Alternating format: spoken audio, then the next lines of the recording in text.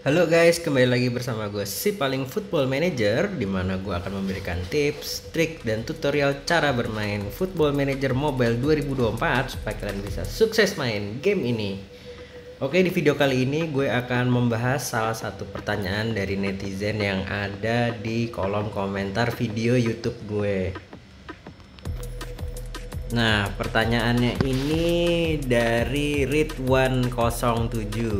Dia nanya di kolom komentar, social group sama hierarki fungsinya buat apa itu ya bang, gitu. Terus gue jawab, social group itu buat kita melihat hubungan pertemanan para pemain atau kelompok atau geng di tim kita. Nah, di dalam social group itu kan ada pembagiannya lagi tuh, ada core group, ada secondary group, sama others ya. Nah, kalau core group itu kelompok inti di tim, biasanya para pemain inti dan cadangan yang sering main gitu. Secondary group tuh kelompok lapis kedua gitu deh, yang beda geng sama yang core. Kalau others ya nggak gaul aja, dia nggak banyak teman gitu. Nah, kalau hierarki itu fitur hierarki itu untuk buat nunjukin siapa bos atau jagoannya di antara para pemain gitu ya. Kan ada yang statusnya nanti tim leader, ada yang influential kayak gitu-gitu. Nah, mereka biasanya punya pengaruh kuat di tim. Dia tuh cocok jadi kapten tim gitu ya. Nah, terus Bang Ridwan 07 mengatakan sip, thank you udah jawab ya Bang. Oke, sama-sama.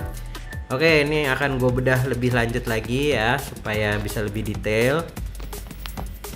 Ya, jadi akan gue bedah lebih lanjut lagi, lebih detail seputar sosial group, hierarki dan lain-lainnya ya. Nah, itu kita bisa lihat di sini. Nah, ini kan gue pakai MU, klub idaman kita semua. Moga-moga nggak masuk gua aja ya. Nah, habis itu untuk melihat sosial group, hierarki dan lain-lain itu kita masuk ke tim report, terus klik yang dynamics ya, yang paling kanan ini. Terus sini ada tulisannya nih di bawah nih, ada social group sama hierarki. Nah, social groups ini menunjuk ada tiga ya pembagiannya ya, ada core group, secondary group sama others. Nah, siapa aja yang termasuk di core group di MU ini? Ada Fernandes, ada Mason Mount, ada Rashford, Varane, Casemiro, Garnacho, Sancho dan lain-lain ya. Nah, secondary group ini ada Luke Shaw, ada Taylor Malacia, Sergio Reguilon dan lain-lain. Nah, others juga ada nih, ada dan sebagainya ya. Nah, terus kalau hierarki ini dibagi jadi tiga ya, team leaders, influencer sama others. Oke, gue jelasin dulu yang social group. Social group ini menjelaskan bagaimana kelompok geng-gengan di squad kita. Nah, seperti halnya kita kalau lagi sekolah, lagi kuliah gitu, lagi kerja kan pasti kita ada kecenderungan ngegeng sama punya temen yang satu kelompok yang cenderung cocok gitu ya.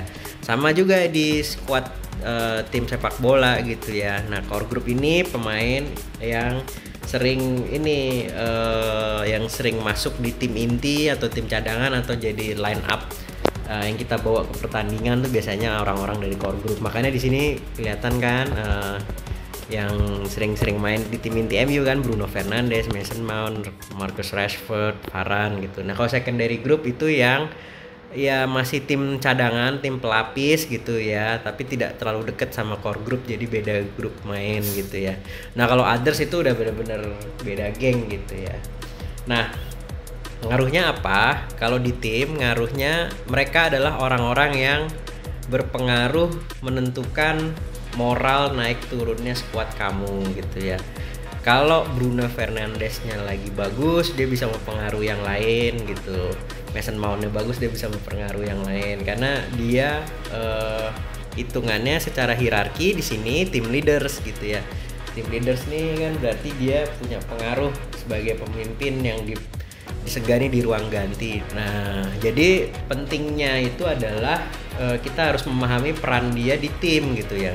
Kalau kita marahin Bruno Fernandes di depan umum, di depan tim, mungkin akan berpengaruh berdampak kepada moral keseluruhan squad gitu. Nah, begitu juga sebaliknya, kalau kita dorong dia semangat, dia akan mempengaruhi teman-teman lainnya juga ikut semangat karena dia tim leaders ya. Ada Bruno Fernandes, ada Mason Mount sama Marcus Rashford gitu ya. Ada tim leaders, ada influencer. Nah, kalau yang others ini ya ikut-ikut aja gitu.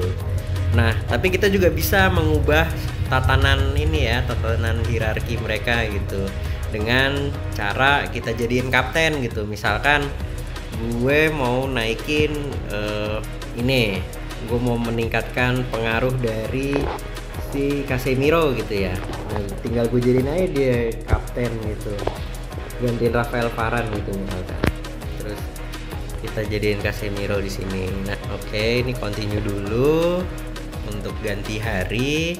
Nah, kita balik lagi ke tim. Nah, Casemiro-nya udah naik jadi tim leaders karena dia jadi wakil kapten. Di sosial group dia juga naik jadi di bagian core group. Jadi seperti itu. Nah, ini pentingnya apa? Kita bisa mengontrol kondisi di ruang ganti gitu ya.